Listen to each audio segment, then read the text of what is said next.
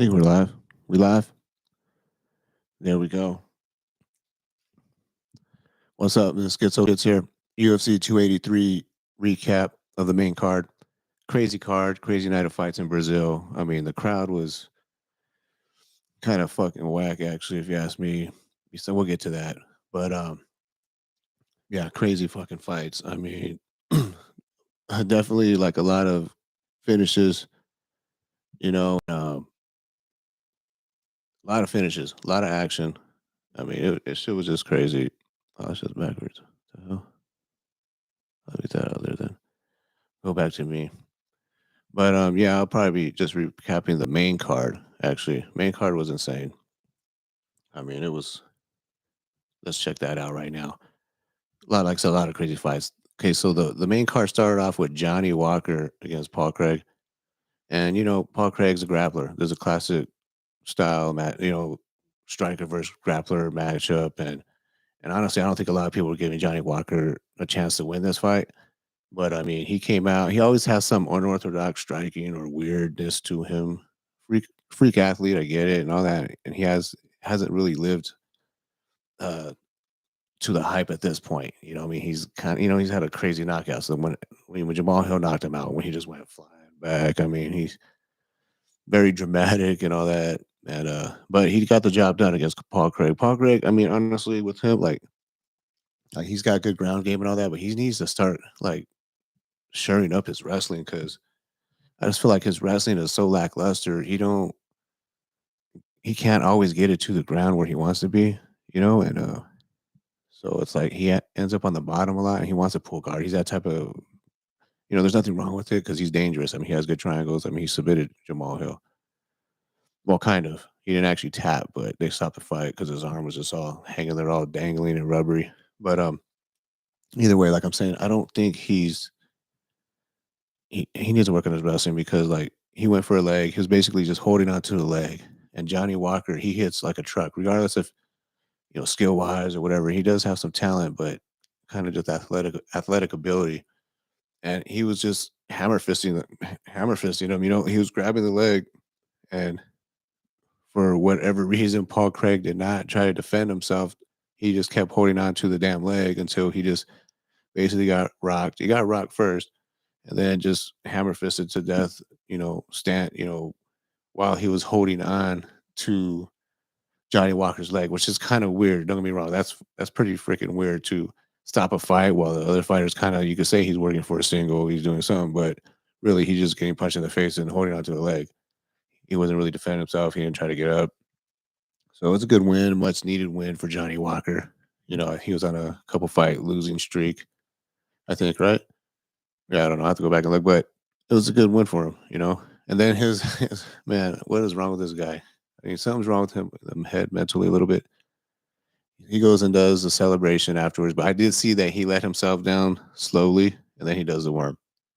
It's like, why are you going to do that? He lost. He lost. He missed a lot of his career, huge injury from doing that same celebration.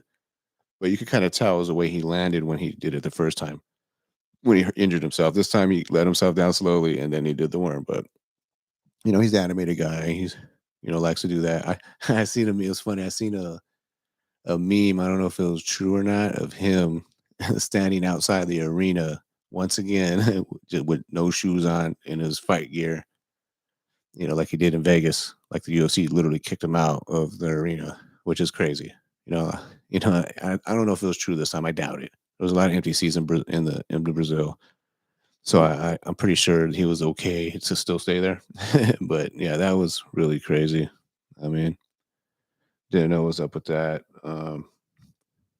What is going on here? Oh no, it's recording. Yeah, so but insane night of fights. I mean, all the way up and down. Like even if we go down to the prelims, I don't want to talk too much about the prelims because I didn't watch them all yet. I'm gonna have to go back and watch them. First fight I seen was that Josiane Nunez and Sarah Farron. That fight was pretty crazy. That was evenly matched. I mean, the height was ridiculous. I got to see what it was on that. The height was just, I don't know if it had the, no, it's not on here. Dang. I don't know what the reach was or whatever. They look like they're in two different weight classes. Sarah Farron, from France looked huge compared to Josiane Nunez, and that fight started off crazy. Like that first round was pretty much all Sarah Ferrin, and I'm thinking like they're stopping this fight. How the hell is she at Josiane Nunez even eating all these shots? We're talking body kicks. I mean, she was lighting her up. She was not everything was landing, and Josiane Nunez always kept that pressure, always coming forward. But damn, she was getting freaking lit up that first round. But then she showed so much toughness. So in the second and third round, she kept coming forward and she started landing some shots. So it's kind of like, it's kind of hard to be like, oh, well, no, she just totally got down. That fight actually could have went either way. I did agree with the decision. I thought Nunez came back and crazy comeback that it was because the first round was dominant. Could almost been 10-8, you could argue, I think, just because like Sarah was landing everything on Josiane. But she came back strong, second, third round, you know, landed a lot of big shots herself and just pressed her up against the cage. I mean, Zarafak wasn't able to keep that. Even the leg kicks were brutal from Sarah, but she wasn't able to keep it up for the 3 rounds, like the same pace. And I think that's, that's the reason that Josiane was able to come back. I mean, but showed so much toughness. Like not everyone was eating those shots, all those body kicks, leg kicks, punches. I mean, she was landing a lot, but great, good fight. That was a good fight in the opening cards. Yeah, I didn't watch all these fights though. I can't lie. I got to go back and watch some of them. Um, so I'm saying let's go back. We'll just go to the. It was sad to see Shogun lose. I did watch that fight though. Yeah, Shogun came out and he actually cracked Eeyore like right away, like in the first, you know, like I don't know, maybe minute, 30 seconds of the round, and he freaking cracked him. But he just couldn't sustain it, the pace. He's not the same. I mean, he got hit with some big shots and eventually he wilted and got finished. I mean, he's old. It was his last fight. I mean, he's been in so many fucking wars. Absolute legend of the sport. I mean, who doesn't like Shogun? Pride Shogun. I mean, that guy was on a crazy streak. He was like 19-2, 20-3, or some shit like that. His record was insane back then and just finishing everybody. Just brutal wars. He was the pride of Shuto Box. All those killers that came out of Shuto Box. You had Vanderlei, you had both Shogun, Ninja. I mean, you got some man. There was so many good fighters out. Anderson Silva started out of there. I mean, who else is out of there? I mean, there's guys even from Bellator that were beasts, like the other cyborg, the guy cyborg, the husband or former husband, whatever. I don't know if they're still married, but the guy who got his skull cracked by freaking MVP in Bellator. But that guy was a beast too, though. I mean, all the guys were just killers, man, because they would fight like they would spar like it was freaking war, like knock each other out in sparring all the time. And yeah, Mauricio was one of the guys who shined out of there. He was a beast. He was a glory, he was a Pride champion, UFC champion, and was just in so many incredible fights. I mean, it sucks to see him go out like that. I was hoping to. I mean, I think a lot of people kind of knew that was going to happen. It wasn't the best matchup for him at this juncture, stage of his career and age. But it was cool. I mean, it was ever. He was okay. He got finished, but he was able to just. He left his gloves. He retired in the cage. But man, what a freaking warrior! And that brings us to Jessica Andrade, the second fight of the main card against Lauren Murphy. And this fight was it was a total annihilation by Andrade. I mean, if you look at the total strikes, Andrade, 231 significant strikes out of 237 total strikes landed throughout the fight. I mean, literally, she was landing everything. She couldn't miss. 63%. She was landing everything. Lauren Murphy, obviously, she showed a shitload of toughness. You know, I mean, the fight should have been stopped after the second round, in my opinion. I mean, because Andrade just came out guns blazing from the opening bell, but was landing literally everything, eating up her leg with leg kicks, inside and out, hands throwing combos of the body. I mean, just everything, head kicks. I mean, she was literally landing everything. I mean, Lauren Murphy's whole body was just beat up after that. And I mean, it's really a shame. Like that was really hard to watch when it started getting to the like second round. Really, I mean, right away you could kind of tell she was already outclassed. Like really from the start. I mean, it was like it was like, you know what, this is a freaking mismatch. You know what I'm saying? So that was crazy, but a crazy mismatch. Like I mean, literally everything Andrade looked like fucking killer. That was the best Andrade ever looked. I mean, she was throwing up combos like great, looked really composed, didn't ever get tired, and she kept that fast pace on Lauren Hill, or just output, I should say, just outlanding her like freaking crazy and landing everything. And there was that one point, like second round, where she was just lighting her up, and it was like you could tell the ref wanted to stop it, but didn't. But I'm just thinking, what's going through the corner's mind? Not only is it a woman or whatever getting mangled, it has a little bit to do with it, but what, do you care about your fighter like living to fight another day? I mean, okay, she's tough, but she's obviously outmatched, outclassed.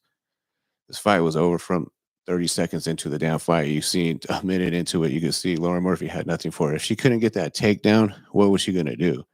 And if she got the takedown, I think maybe once, she might have ended up on the ground. I don't remember because it was such a beat down. Oh, like that's the only thing I can remember. It was just Andrade, just like I said, totally annihilating her in every way.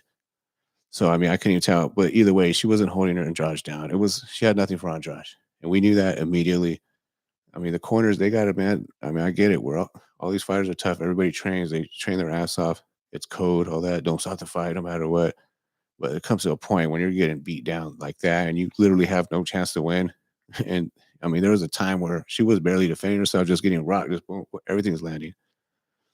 Like I said, end of the second round was a perfect time. Just her face was welted up everywhere, looking like a Klingon from like Star Trek or something. You know, like just everywhere lit up, and the corner was just keep going. Like I mean, it's cool that she made it. I get it. Kudos to her because she's so fucking tough. You know, too tough for her own good. I mean, awesome. You know, to make that great cardio to survive the fight, but it was a thorough beatdown, utterly destruction. And it was, I mean, like I said, Andrade looked great. She's not gonna get a title shot from this, but you know, because she could probably, I think she was saying she might move back down to 115, but I don't know, man. She looked good there, but she knows she's not gonna get a Shevchenko fight soon, so she's in a tough spot. What's next for her? But what a performance! So performance of the night, as far as just flawless victory, really. I mean, for 3 rounds, beat down.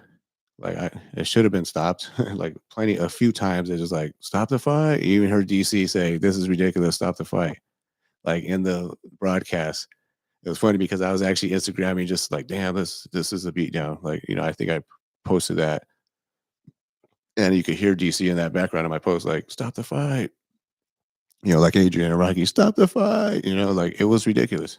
You know, it was a shame, pitiful.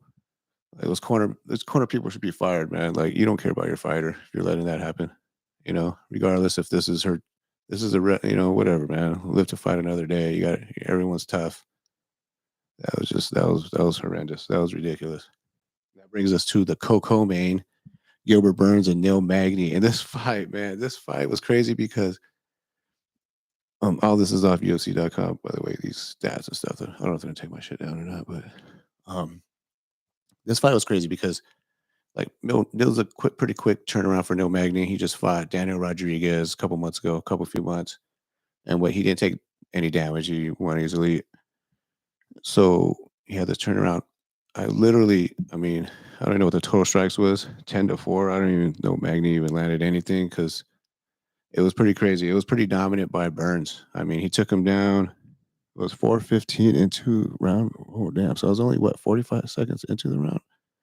I go back and rewatch it. Was it really that fast? I mean, I gotta go back and rewatch a lot of these fights, but because it was fast, yeah. Because I remember I was barely even.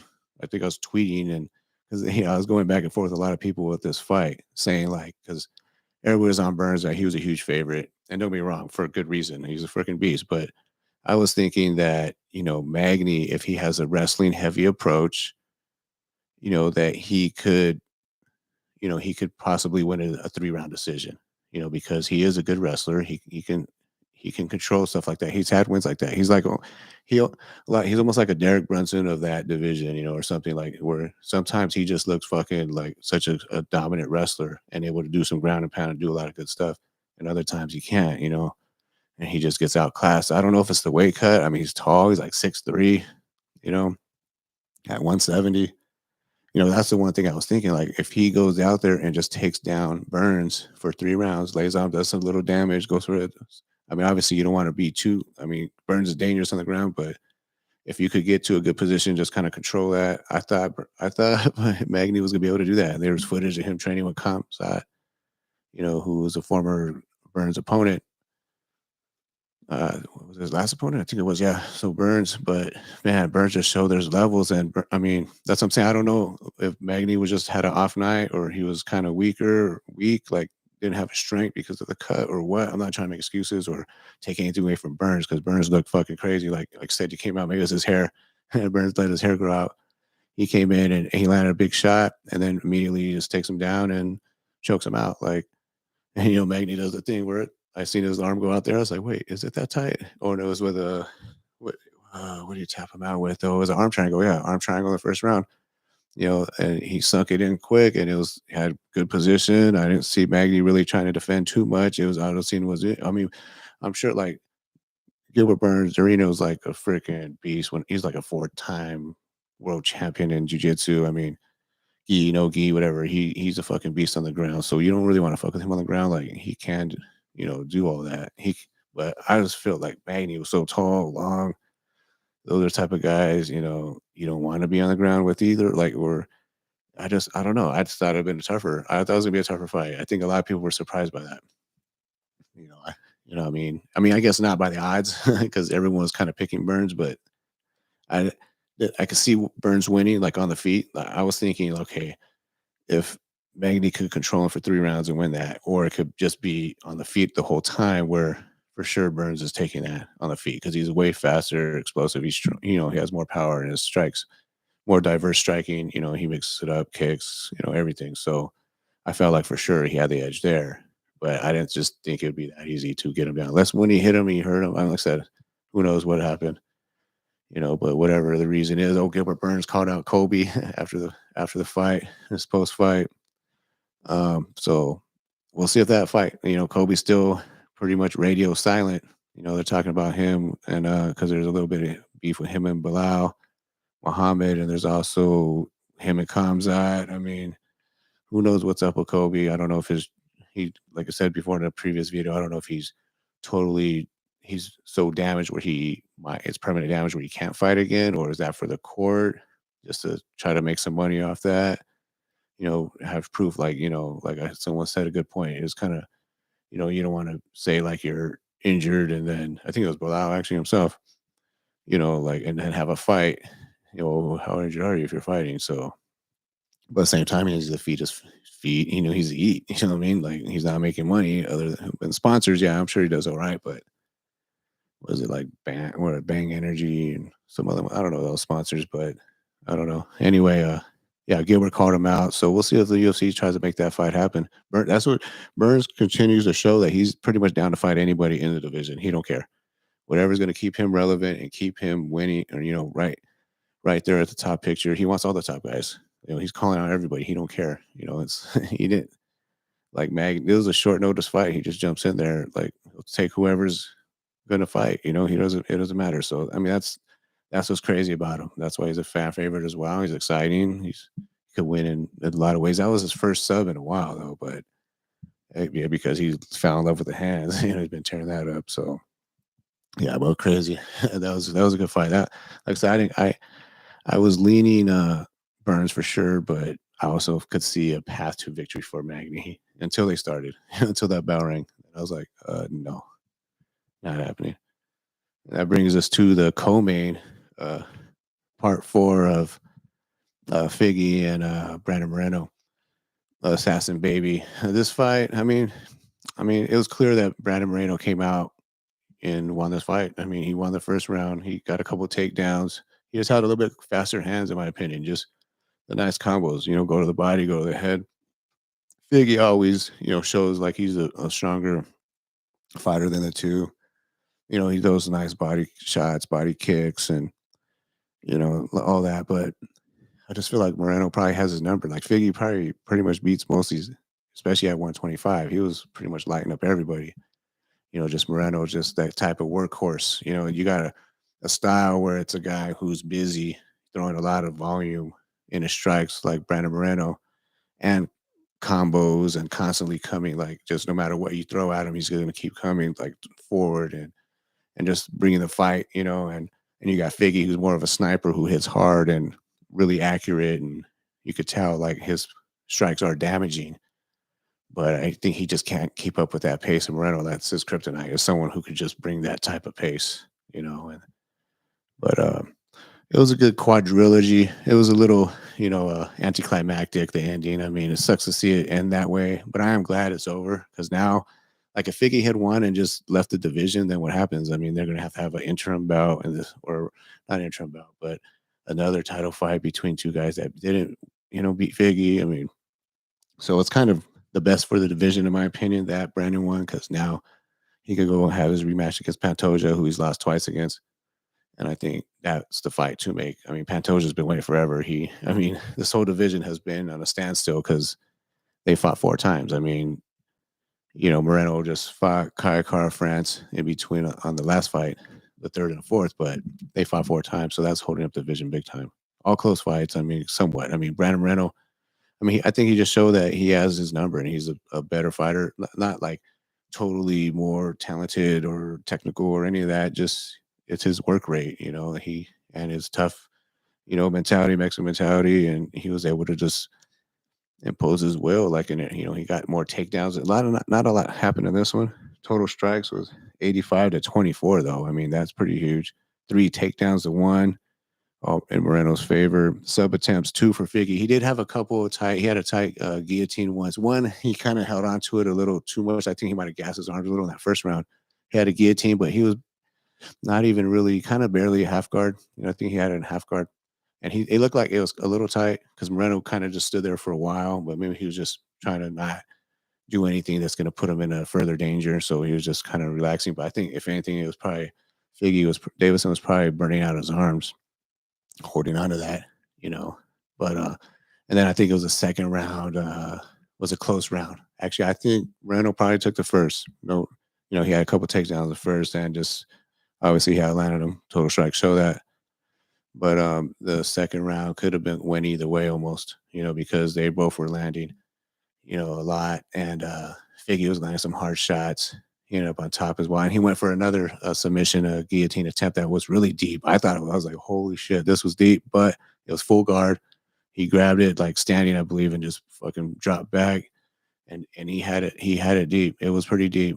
Moreno did a good job of just turning towards the choke, keeping his chin in, and just inching his way or centimetering his way into getting out of that and just opening up the grip of Figgy, just get enough space to get out of there. And then he was on top. And I mean, yeah, it was overall, it was a good fight, but Moreno pretty much took over. And then after the third round, well, in the third round is when Moreno landed a kind of like a left hook, or almost like a looping. Yeah, it was a left hook. I mean, it came in and his thumb actually came and hit Figgy right under his right eye and kind of split it open and just boom. I think it was like a combination of the glove, his thumb, and then the glove maybe, because of the angle.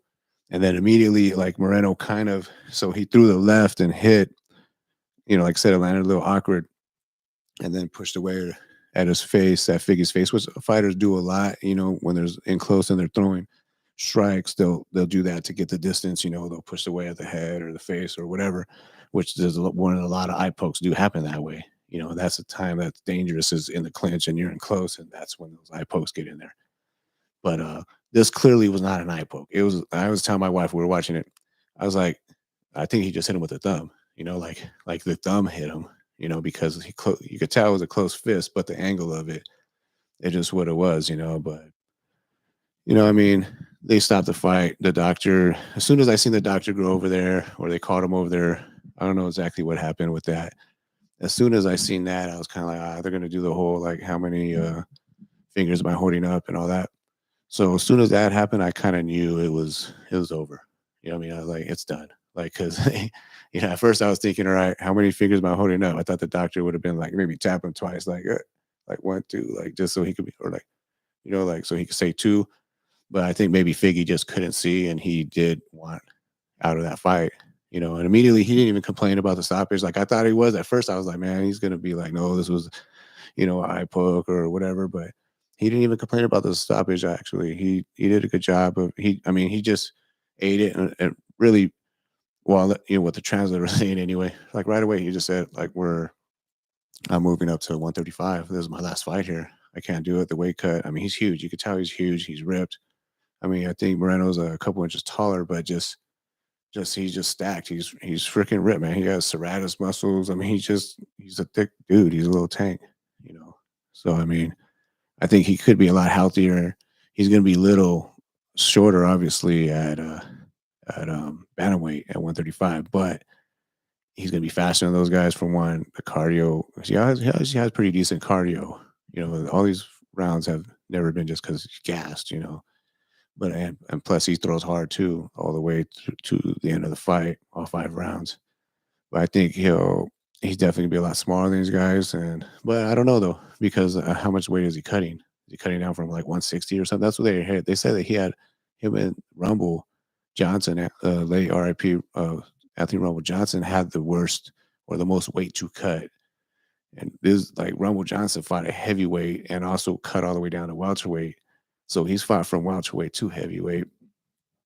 And so, I mean, how much weight is Figgy actually cutting? Is it like, is he weighing 160? I mean, if he's weighing 160 or something like that. So Huda was said he was weighing around 150 and cutting down to 25. So you know, if he's around there at 150 and he was able to go up to bantamweight and be fine. So if Figgy's at 150, 155 or whatever, that shows that, yeah, he's a pretty big dude to himself. So he could probably do it, you know, because you figure what are bantamweights walking around at? Probably the same, 160, because everyone's complaining that Aljo's well fucking huge. You know, he's like 170 or whatever, you know. So it's like, damn, he should be could be a fucking welterweight or a natural or a lightweight or something. But so yeah, I mean, but these guys aren't all that tall. Like Aljo, I don't think he's that tall. You know, so I don't know.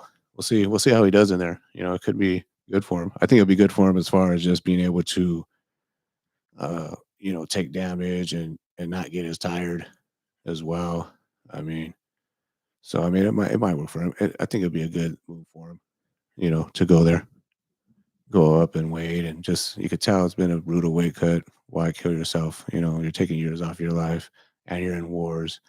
Like all 4 fights were just, regardless of how long they last, except for this one, it wasn't as much action in this one. They both kind of played the grappling game a little more, which Moreno was dominating, but it wasn't a whole lot of damage done, like other than the eye. But I mean, as far as ground and pound, and it wasn't like crazy combos and exchanges like their other fights. So I mean, I'm not saying that was on purpose, but you know, I could also see some adjustments in Figgy, even just his stance, because usually he kind of stands a little more like Connor, a little straight up karate stance type thing, you know, front leg way out there. And I seen that he was a little bit more leaning in, like a little more boxing.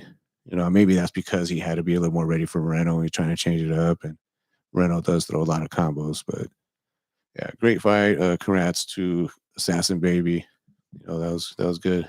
You know, so Mexico has a champ, 125. So we'll see what's up with Figgy. You know, which leads like, man, what do you think? Who would win out of Brandon Moreno like Mighty Mouse? I mean, they're both pretty fast. I still get Mighty Mouse the edge just because of his wrestling, the next level wrestling. I'll try to make a video about that because I don't know that's a good matchup right there.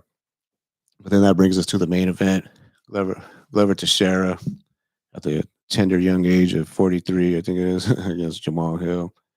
Who, man, this fight right here was another one that was really hard to watch, just like Andrade and Lauren Murphy. This was Jamal Hill put it on Glover from the start. And I think first round, I mean, total strikes 248 for Jamal Hill at 59%. And the guy hits like a truck, you know, so both hands. And he was throwing kicks, head kicks. Glover landed 108, 55% too. Is pretty accurate. He's just not busy enough. You know, he had 2 takedowns. No takedowns for Jamal. He did have a reversal on the ground though. Sweep. Did pretty good on there. Significant strikes. So 232 to 75. I mean, just he was landing all the hard shots. I mean, basically, I mean, Glover showed a lot of toughness. He was in there, you know, he's always going to be there till the end. He's not going to, you know, this fight could have been stopped a gang of times too. I honestly thought I was going to stop the first round. to me, I think it was a little bit of a game plan uh, decision for Glover. Like, obviously, he's a better wrestler, even though, I mean, Jamal Hill stuffed 15 out of 17 takedowns. So amazing job by him. He did his homework. He did a great job. A lot of athleticism. He's really long and strong. So I think that gave Glover some problems. Although he does train with Alex Bahia, who we'll get to in a minute, who's even bigger than Jamal Hill. And fuck, I didn't see that until I seen them staring him down. But yeah, I'll talk about that. But Glover, I feel like the game plan, like usually his wrestling, like if you look at, all his wrestling, he gets his takedowns by the cage. He kind of bullies people with his boxing, and fakes and the danger of wrestling to get him back to the cage, and then he tries to go for the takedowns, but goes for his takedowns. He'll go for a single or whatever, try to drag him down. And I felt like he was trying to do a little too much offensive wrestling from the opening bell, really, in the center of the cage, where Jamal Hill has a lot more room to get his hips out or get away or use athleticism and quickness to get away from the takedowns and see him coming also. So he could restart the fence, and he's longer. So, I mean, he can, he has a reach. So, I mean, and he's strong, he's young, he's strong, he hits hard. I mean, he's definitely got some strength there, and he was really composed all throughout the whole week. Like that's what he was confident, what I mean? Like he knew he was gonna go in there and do his thing. And that was really impressive too for being young, first time in this type of spotlight coming from. He was ranked seventh to come in here and show that type of grit and really grit too, because Glover did crack him a few times also and got him in a couple of bad positions here and there. Like first round, like I said, I felt like Glover was trying to get the wrestling going a little too much, like early, like out in the open, instead of just trusting his boxing a little more. And then Jamal Hill just started. I noticed too throughout the whole fight, every single time Jamal Hill would go to southpaw, I was like, here comes a kick. Here comes either a body kick or a head kick. And Jamal Hill, right from the start, started landing some nice body kicks, like right to from the left side, from that onto Glover's right side. And we're talking, and some nice leg kicks too, but the body kicks were, and I set up the head kicks later. Like he started landing head kicks, like fucking over and over again on head kicks, would Glover barely block or wouldn't block, and visibly stunned like multiple times. I thought it was over like 3, 4 times, maybe more. I don't even can't even count how many times I thought this fight was over. Like Glover was getting thrashed, it was hard to watch. He was busted up everywhere, body, his head, and he has a heart of lion. I don't know what was keeping him up. He ate like a couple head kicks in a row, stumbled. Jamal Hills lighted him up on the feet, and he still somehow exchanges the position or lands a shot, grabs a hold of him, goes for a takedown, recovers. Just shows legendary fucking toughness, man. I've never seen anybody that tough who could take that many shots. I don't think anyone else is taking 232 significant strikes from Jamal Hill. Not with his power. There's not many people that's going to take that. Glover took that. I mean, amazing. I don't know how he survived this fight. There was another one where the coaches could have probably thrown in the towel, but it's like, okay, this is going to be his last chance. But then, as soon as you think that, all of a sudden Glover comes back, he gets a takedown. Even in the fifth round, I think he got a takedown. It's like shit. So it's like he had a position, but he wasn't able to hold Jamal Hill down. Like he actually had him mounted in the fifth round, and I'm thinking, this is Glover's time. I was like, oh shit, 'cause I was going for Glover. I had picked him. I like Jamal Hill too. I can't say I didn't like him. I just felt like Glover had more ways to win. So I felt like he was gonna, if he didn't get knocked out of there, which he didn't.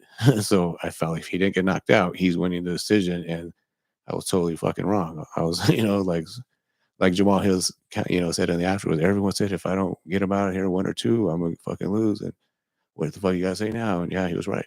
I was one of them, but shit, I was, yeah, it was unbelievable.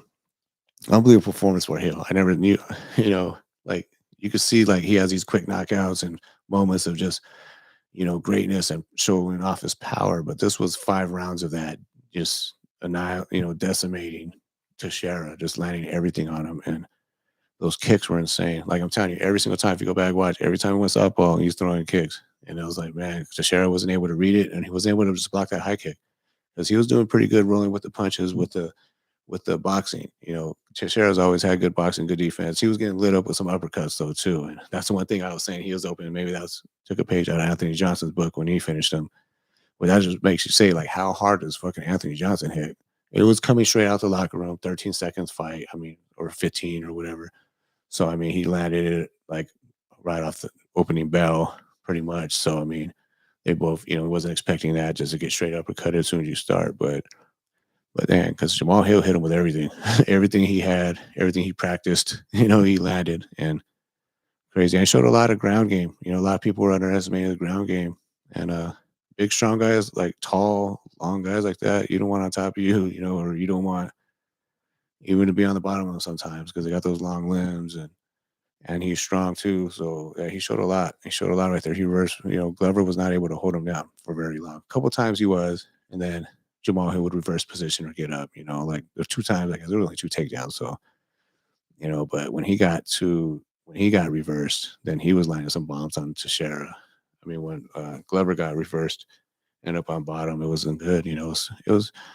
I was just surprised Glover. He showed like I said, next level toughness. Hopefully he's okay. Prayers to him because he took a beat down.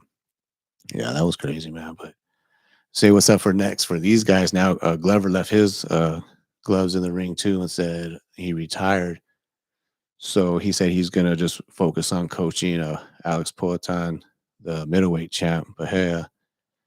And man, I seen like when Jamal Hill went over to um, Glover's corner and Bahia was standing right there and just kind of gave him that death stare, but kind of you could tell he literally looked him up and down. Like, I can't believe how fucking big Alex Bahia is. He's huge. I mean, he's literally towering over even Jamal Hill a little bit. I mean, Jamal Hill is like 6'3", 6'4", something like that. I mean, fuck, what's Bahia 6'5", they're saying? But he looked huge. Like, look how big he looked against Izzy as well. But he looked huge against Jamal Hill, even like in. And this is obviously he's out of camp.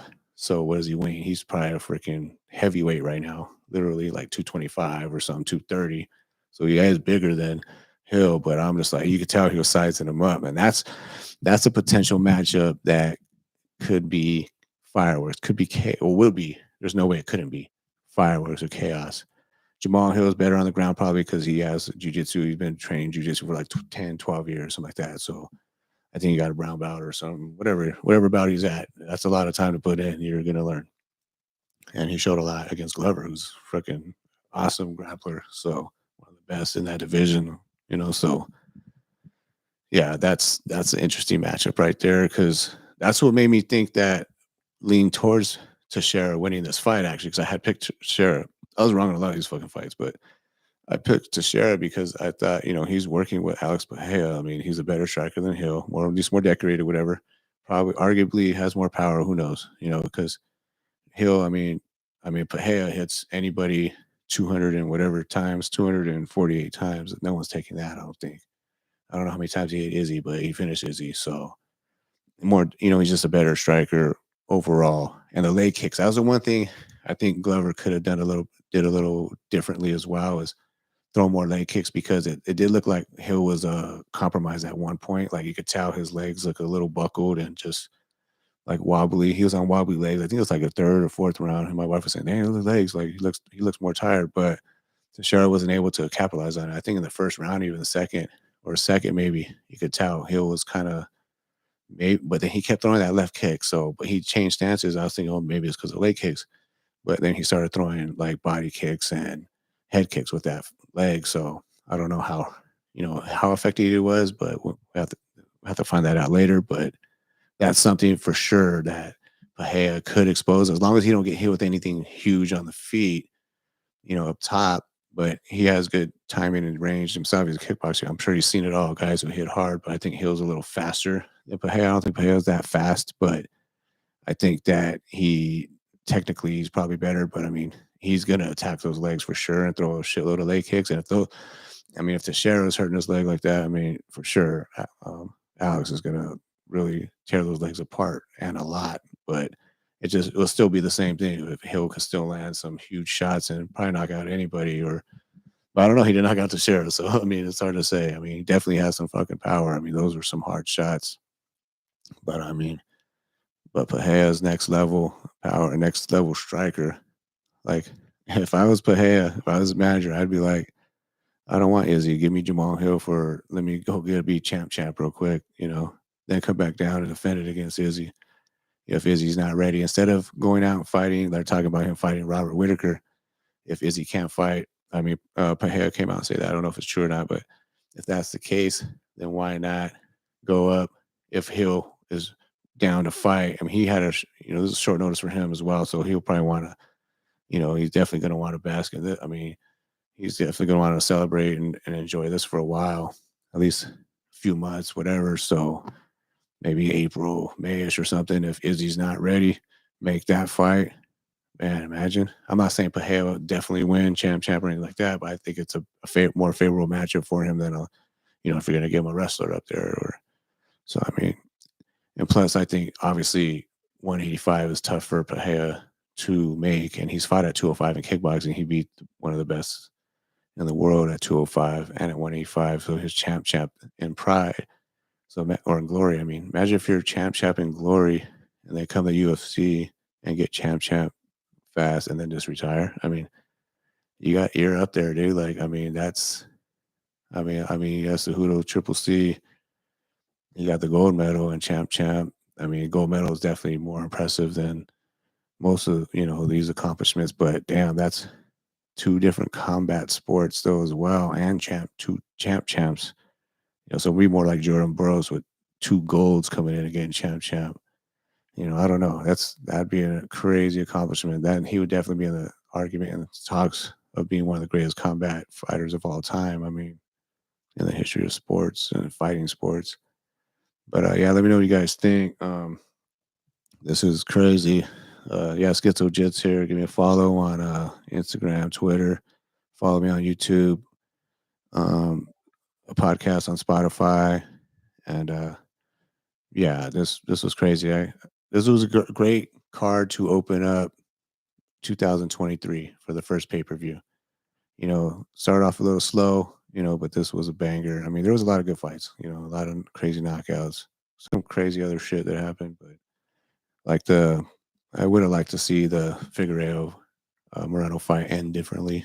It was definitive because it felt like Moreno was winning that fight hands down, but Figgy couldn't continue. But I would have liked to be just like that's, like just a finish, like a TKO or whatever, or even just a unanimous decision. I mean, because these guys, they fought so many times already. So it's like they're not going to have another fight unless later on Moreno moves up to bantamweight 135.